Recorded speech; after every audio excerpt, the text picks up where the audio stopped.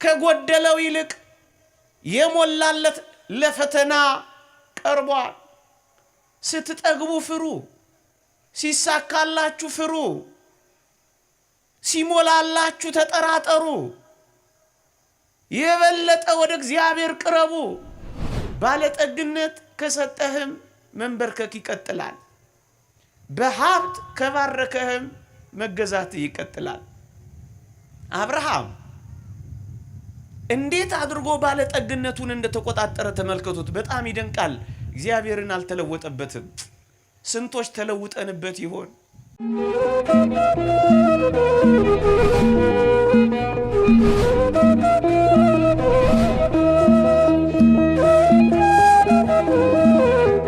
በስመ አብ ወወልድ ወመንፈስ ቅዱስ አሃዱ አምላክ አሜን። ክቡር አባታችን መልአከ ፀሐይ ቆሞስ አባ ኪዳነ ማርያም የገዳማችን አስተዳዳሪ፣ ክቡራን አበው መነኮሳት፣ አበው ካህናት፣ መምህራነ ወንጌል፣ ዘማሪያን፣ የተወደዳችሁ ምእመናንና ምእመናት እንዲሁም ሕፃናት እንደምን አመሻችሁ? እንደምን ሰነበታችሁ? አሜን። በቸርነቱ የጠበቀን በአጸደ መቅደሱ የሰበሰበን ስሙን እንድንጠራ ቃሉንም እንድንሰማ ይረዳን የአባቶቻችን አምላክ የእኛም አምላክ ልዑል እግዚአብሔር ዘላለማዊ ስሙ የተመሰገነ ይሁን። ለቀደምት አበው ለነቢያት፣ ለቅዱሳን ሐዋርያት፣ ለሐዋርያውያን አበው፣ ለሊቃውንት የገለጸውን ጥበብና ምስጢር ለሁላችንም ይግለጽልን። ከዚህች ዕለት ይልቁንም ከጻድቁ አባታችን ከተክለ ሃይማኖት በረከት ረድኤት ለሁላችንም ያሳትፈን። እንደ እግዚአብሔር ቅዱስ ፈቃድ እጅግ በጣም ጥቂት ለሆኑ ደቂቃዎች ነው የምንቆየው። እግዚአብሔር እንዲያስተምረን እንዲመክረን ቅዱስ ፈቃዱ ይሁንልን።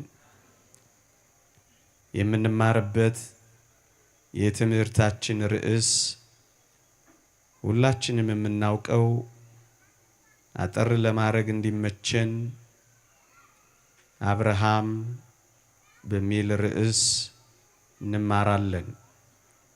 እግዚአብሔር ከሁላችን ጋር ይሁን። አርከ እግዚአብሔር የእግዚአብሔር ወዳጅ ተብሎ የተጠራ ነው አብርሃም በሃይማኖት እግዚአብሔርን ፍጹም ነው ያመነው። ውጣ ሲለው ነው የወጣው። የምድሪቱን ከባቢ አየር የሕዝቡንም ስነ ልቦና ሌላም አልጠየቀውም። እግዚአብሔርን ዝም ብሎ ነው የተከተለው። እንዴት ያለ አስደናቂ እምነት ነው ወገኖቼ! እግዚአብሔርን እንደዚህ እናምነዋለን። እግዚአብሔርን እንደዚህ እንከተለዋለን። ከኛ ሐሳብ በላይ የእግዚአብሔር ሐሳብ ይገዛናል። እሱ ስለኔ ያስባልና እግዚአብሔር ለኔ ያለው ሐሳብ የሰላም ሐሳብ ነውና እግዚአብሔርን ዝም ብዬ ከተለዋለሁ እንላለን። አብርሃም አስደናቂ አባት ነው። ውጣ ሲለው ወጣ፣ ሂድ ሲለው ሄደ፣ ሲያዘው ተሰማራ። ማመን ማለት ይሄ ነው። አንደኛ አብርሃም እግዚአብሔርን ሲያምነው ወገኖቼ ገና ሕይወቱ የጀመረው በችግርና በመከራ ነው። ከአንድም 3 ጊዜ ድንኳኑን እየነቀለ እየተከለ አብርሃም ተንከራቷል። ወገኖቼ የእግዚአብሔር መሆናችን ለስጋዊ ብልጽግና ዋስትና እንዲሆነን አይደለም እግዚአብሔርን የምንከተለው። እግዚአብሔር ብናገኝም ብናጣም አምላካችን ነው። ቢኖረንም ባይኖረንም አባታችን ነው። ቢደላንም ቢከፋንም አምላካችን ነው። ቢመቸንም ብንጎሳቆልም የምናመልከው ነው። እግዚአብሔር ወደ ኪስ በሚገባና ከኪስ በሚወጣ ነገር አይመዘንም ወገኖቼ። እግዚአብሔር በስጋዊ በደማዊ ምቾትና ፈቃድ የምንከተለው አምላክ አይደለም። ለዚህ ነው አብርሃም እየተሰደደም ያመልከዋል፣ ደህይቶም አምላኬ ይለዋል፣ እየራበውም ይታዘዘዋል። ወገኖቼ ስትራቡ፣ ስትጠሙ፣ ስትከፉ፣ ስታዝኑ እግዚአብሔር አምላኬ ነው ካላችሁ እንደ አብርሃም መኖር ጀምራችኋል ማለት ነው። አንዳንዶች እግዚአብሔርን የችግር ቀን ወዳጅ ያረጉታል፣ በደስታ ቀን ጀርባ ይሰጡታል። እዚህ የመጣችሁት ቢጎልባችሁም ቢሞላላችሁም አምላኬ ነው ልትሉት ነው የመጣችሁት። የምትጠይቁት ነገር ከሌለ የእግዚአብሔርን ስም ትጠሩታላችሁ። አብርሃም በድህነት እየተንከራተተም 3 ነገር ያደርግ ነበር ምእመናን። አንደኛ ስመ እግዚአብሔር ይጠራል፣ ሁለተኛ መስዋዕት ይሰዋል፣ ሶስተኛ ደሃ ያስሳል። ራሱ እኮ ደሃ ነው፣ ግን ሌሎች ድሆችን ይሰበስባል። ራሱ እኮ ረሃብተኛ ነው፣ ሌሎች የተራቡትን ግን ያካፍላል። እዩ፣ እየራባችሁ ትጸልያላችሁ፣ እየጠማችሁ ታመልካላችሁ። ብትጎሳቆሉም በእግዚአብሔር ክንድ ላይ ታርፋላችሁ።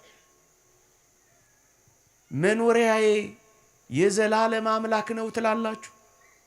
ወገኖቼ ዝናብ የሚያበቅለው ፀሐይ የሚያበስለው የኔ ንብረት ሁሉ የእግዚአብሔር ነው ትላላችሁ።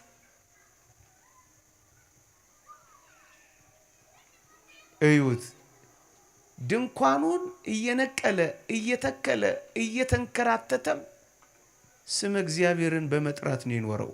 ወገኖቼ ክርስትናን ችግር አይለውጠውም። መንፈሳዊ ሕይወትን ማጣት አያሳጣውም። ክርስትና ከችግር በላይ ነው።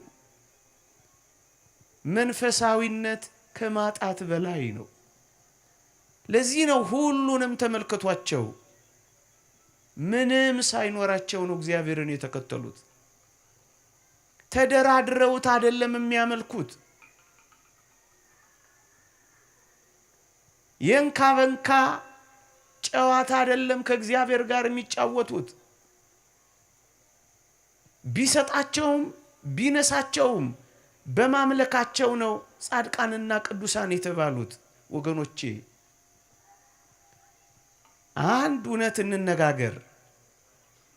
በመቆራመድም ውስጥ እንሆን፣ በመንከራተት ውስጥ እንሆን፣ ደስ በማያሰኙ ዘመናትና ወራት ውስጥም እንሆን፣ ስራ በማጣት ውስጥም እንሆን፣ ባል በማጣት ውስጥም እንሆን፣ ብዙ ጊዜ ስኬት በማጣት ውስጥም እንሁን፣ የኔ የምንለው ነገር ባለመኖር ውስጥም እንሁን፣ እግዚአብሔር ግን አምላካችን ነው።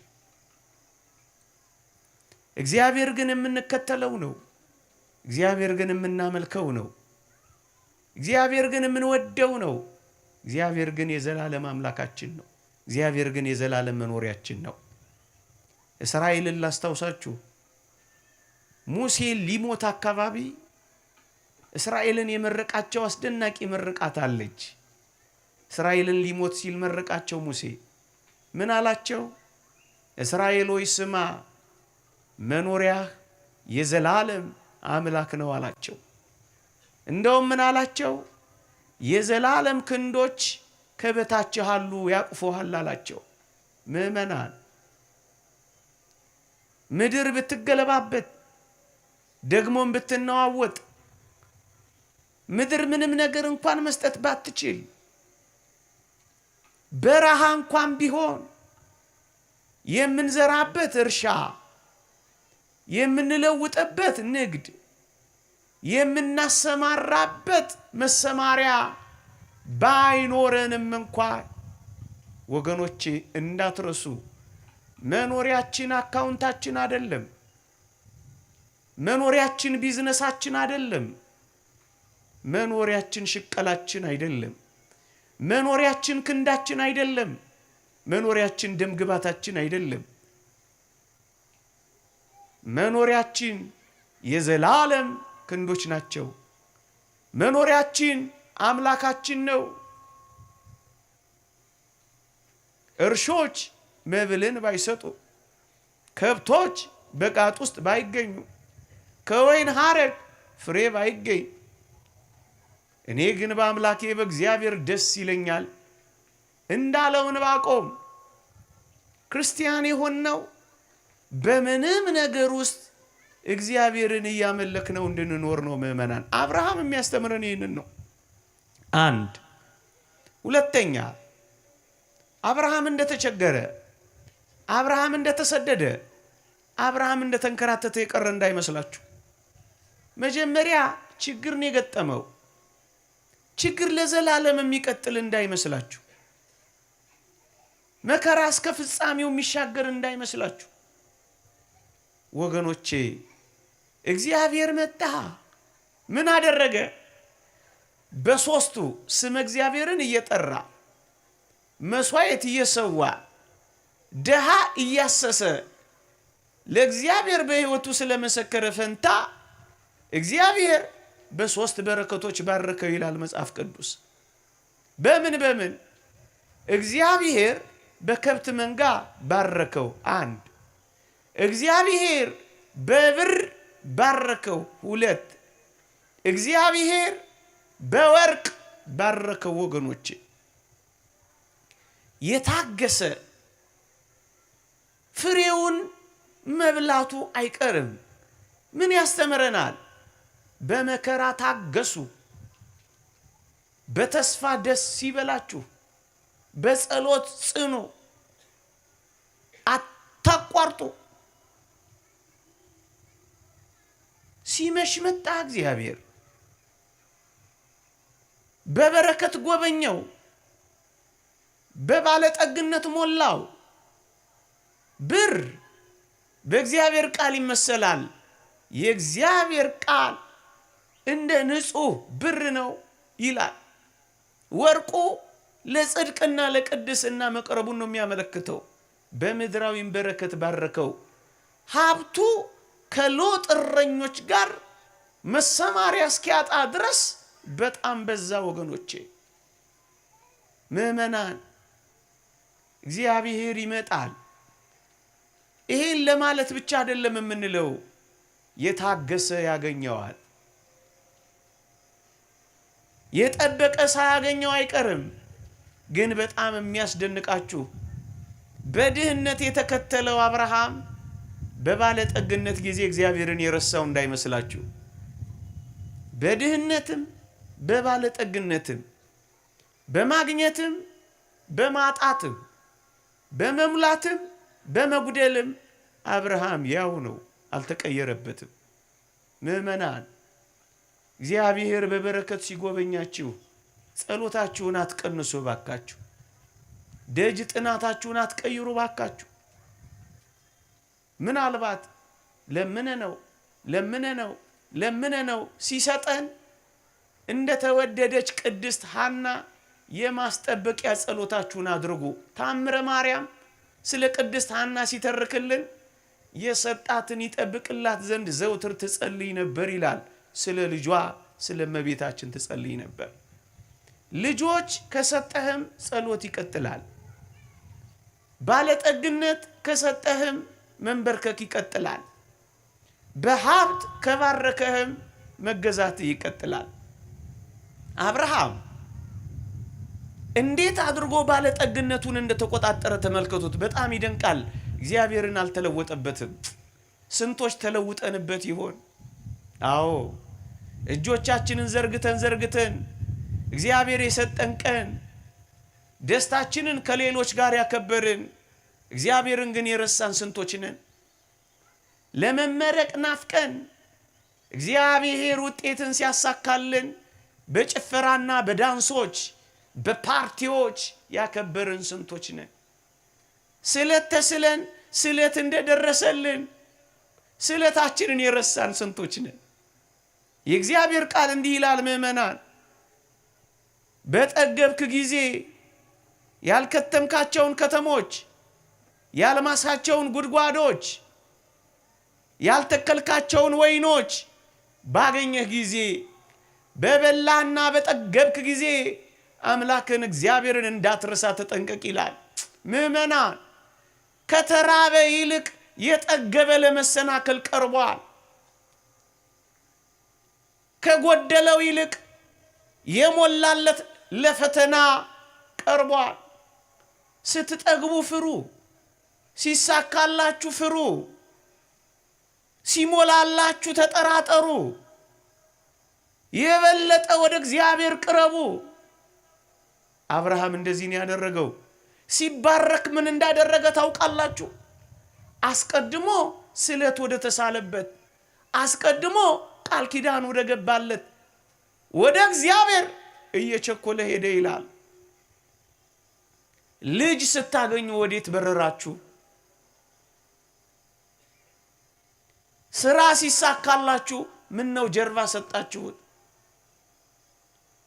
ቤታችሁ በትዳር ሲሞቅ ምን ነው የእግዚአብሔርን አገልግሎት አቀዘቀዛችሁ? ስንቶች አፋችን ኮቸችላ እስኪመስል በጸሎት እንዳልተጋን ሲሞላልን ምን ነው ጣፋጭ ስሙን መጥራት ረሳን? የጥንት ፍቅራችንን የልጅነት ደፋ ቀና ማለታችንን የልጅነት የተቆላተፈ ጸሎታችንን ምን ነው ረሳን? ነካ ብቻ አድርገን የምንወጣ ሆነን። አብርሃም ግን እንደዚህ አልነበረም፣ አልተለወጠበትም። እየቸኮለ ሄደ፣ እየፈጠነ ሄደ።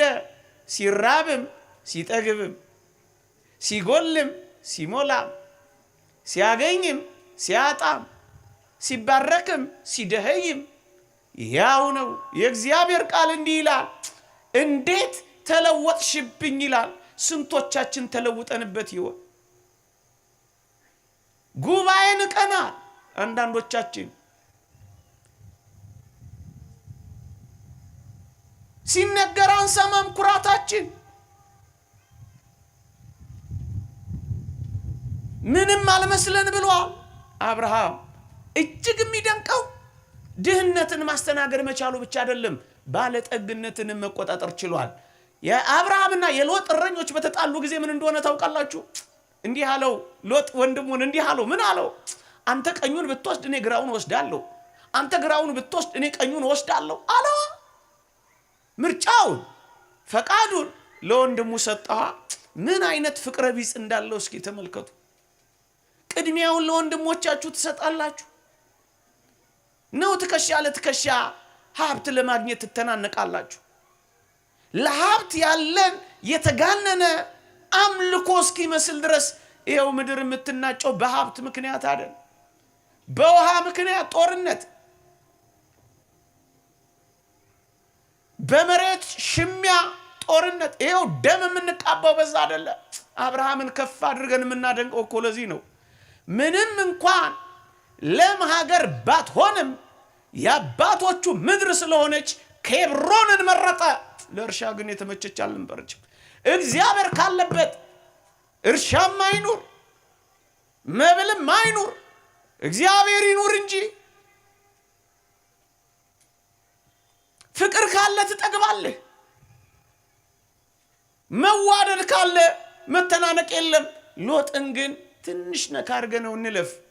ውሃ አለ፣ ለም ነው፣ ሳር አለው፣ ለከብቶቼ ይመቻል አለና እጅግ ውብ የሆነችውን የሰዶም ምድር መረጠ። እህቴ ሆይ ምንድነው የምታስቀድሚው? ሃይማኖት አለው፣ ምግባር አለው፣ ወደ ሰማይ ያደርሰኛል፣ ከጽድቅ ጋር ያገናኘኛል፣ ለቁርባን ያበቃኛል። ምርጫ ምንድነው? ሽቀላ አለው፣ ኦቴ አለው። ምንድነው ያንተ ምርጫ? እግዚአብሔር ይከብርበታል በዚህ ስራ ወይስ G+ ምንትስ ያሰራኛል? ጥያቄ ምንድነው? የእግዚአብሔር በረከት ነው፣ የምድራዊ ሀብት ጸጋ ብቻ ነው አንተ የምትፈልገው? ሎጥን ተመልከቱት። ሳር አለ፣ ለምለም ነው፣ ውሃ ገብ ነው። በቃ ፈተና ሆነበት። ትዳርሽ ፈተና እንዳይሆንብሽ ሳር አለ፣ ለምለም ነው፣ ምንድነው አይደለም። እግዚአብሔርን ይፈራል ወይ? መከራ እየበላ እንዳትኖር የምታስቀድመው ፕራዮሪቲ ሊስት የመጀመሪያው ረድፍ እግዚአብሔር ነው ወይ? አብርሃምን ተመልከቱ፣ ሰጠው። ይሄ ብቻ የሚደንቃችሁ የአብርሃም መቀመጫ ሁሉ ጊዜ ትደንቀኛለች። አንድ 3 ደቂቃ ወስጄ ያበቃለሁ እንዳላስመሻችሁ። እየሰማችሁኝ ነው? አብርሃም ሁሉ ጊዜ ከዚያች ድንኳኑ እየወጣ በመምሬ አድባር ዛፍ ስር ቁጭ ብቻ ነበር የሚለው። ድንኳኑ ጉድለት አለባት። ምን አይነት? እግዚአብሔር ገና ቃል ኪዳን ገብቶለታል። ምን ብሎ? እንደ ሰማይ ከዋክብት እንደ ምድር አሸዋ ዘርህን አበዛዋለሁ ቢለውም ልጅ ሳያገኝ ዘር ሳያፈራ ምድር ላይ ሰው ሳይተካ 99 ዓመት ሆነው ጃጀ፣ ሸመገለ፣ ትኩስነቱ አለፈ። ሚስቱ ሳራ ልምላሜዋ ጠወለገ። በቃ ድንኳኗ ልጅ የላትም። ቃል ኪዳኗ ዘግይቷል። በጣም ይደንቃቸዋል። ድንኳኑ ግን አልያዘው። ችግሩ ግን አላሰረውም። ከድንኳኑ እየወጣ በመምሬ አድባር ዛፍ ስር ይቀመጥ ነበር። ችግር ለምን ያስራል? ሃይማኖት እኮ ከችግር በላይ ነው። እግዚአብሔር እኮ ከድንኳናችን በላይ ነው። እግዚአብሔር እኮ ከትዳራችን በላይ ነው። እግዚአብሔር እኮ ከልጆቻችን በላይ ነው። እንዴ ምንድን ያሰረ እንዳትወጣ? እግዚአብሔር እኮ ከንግዳችን በላይ ነው። እግዚአብሔር ከመሶባችን በላይ ነው። እግዚአብሔር ከቤተሰባችን በላይ ነው። ድንኳኑ አላሰረውም። ወጣ። ውጣ፣ ውጡ፣ ከታሰራችሁበት ነገር ውጡ። እንዳምልኮ ከተጣበቃችሁበት ኑሮ ጭምር ውጡ። አንገታችሁን ከቀበራችሁ፣ ውስጣችሁን ካደከማችሁ ከዚች ዓለም ድንኳን ውጡና በመምሬ አድባር ዛፍ ስር በምትመሰለው በመስቀሉ ስር ረፉ። አዎ በቁስሎቹ ስር ረፉ። አንድ ሊቅ ይህንን ሲተረጎም አብርሃም በመምሬ አድባር ዛፍ ስር የሚቀመጠው በቀትር ያውን በ6 ሰዓት ነበር። ለምን? ያንን የቀራንዮ መስቀል እያየ ነበር። በልቡ ተክሎ በህሊናው አሰላስሎ የሚኖረው የጌታችንን ቁስሎች ነበር። ክርስቲያን ሆይ ከሐሳቦች ሁሉ በላይ የጌታችን ቁስሎች በልባችን ከተምነው። በዋህነት የእግዚአብሔር ቃል በልባችን ከተከልነው። ሞተ ወልደ እግዚአብሔር ግፋ ሰማዕታትን እያሰብን በተዘክሮተ እግዚአብሔር ከኖርን ድንኳኑን እናሸንፈዋለን። ይሄ ሐሳብ አላችሁ። ሁሉንም ተመልከቷቸው። መስቀሉ ስር ነው። ያዕቆብን ታስታውሳላችሁ? ሊሞት ሲል በአልጋው ዘንግ ስር ሰገደ ይላል መጽሐፍ ቅዱስ። ዕብራውያን ምዕራፍ 11ን ተመልከቱት። ዝም ብሎ የሰገደ ይመስላል? አይደለም። ቀራንዮን እያሰበ ነው። ሐሳባችን ምንድነው?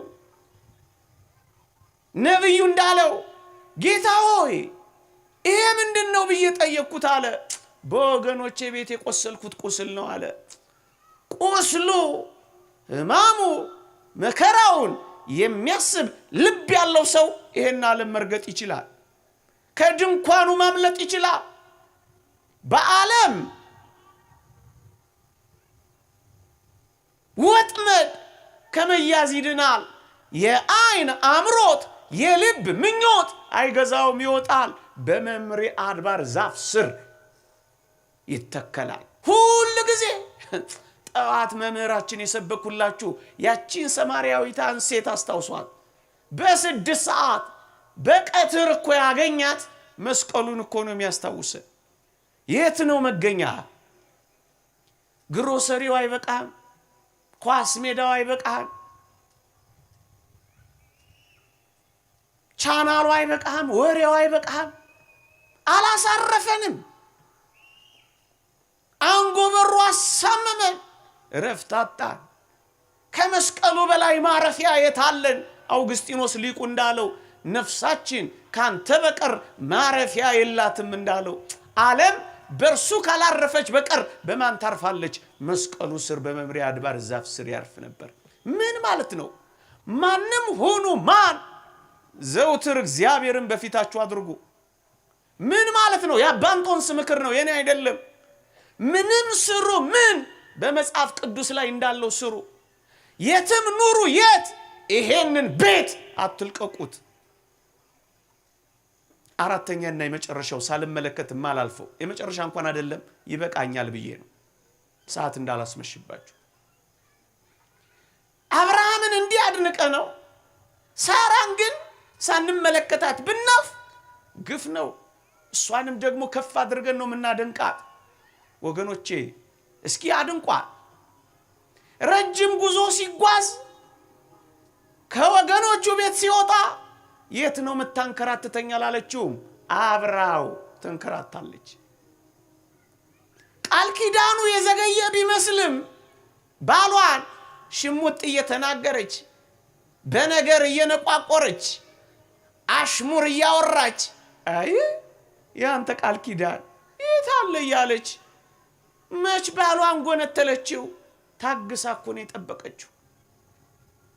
ትንሽ ብትፈተን እንኳን ወደ እግዚአብሔር ለመመለስ አላረፈደችም። ምን አይነት ናት ውብ ሳራ! መንፈሳዊነቷን እጅግ የሚደንቃችሁ አቤሜሌክ የሚባል ንጉሥ አያትና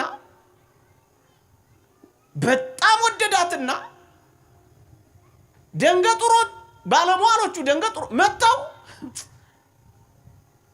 ሳራ ሆይ ንጉሡ እኮ በትሽን ወዶታል። ገድለ ሳራ እንደሚተርክልን አጊጪ፣ ሙቂ፣ ድመቂ፣ ተኳይ አሏት ይላል።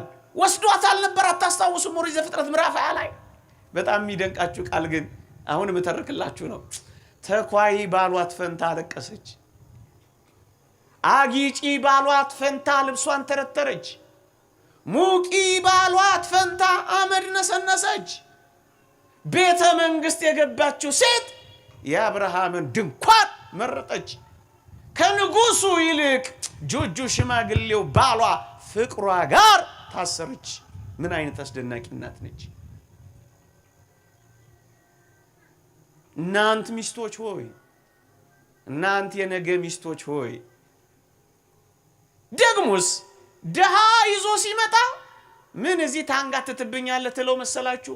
በድንኳኗ ውስጥ እሷም አብራ ተፍ ተፍ እያለች ታገለግላለች። አቤት እንዴት ያለች የተባረከች ድንኳን ነች! አንድ ቀን ብቻ ተቆጥታለች። መቼ እንደሆነ ታውቃላችሁ?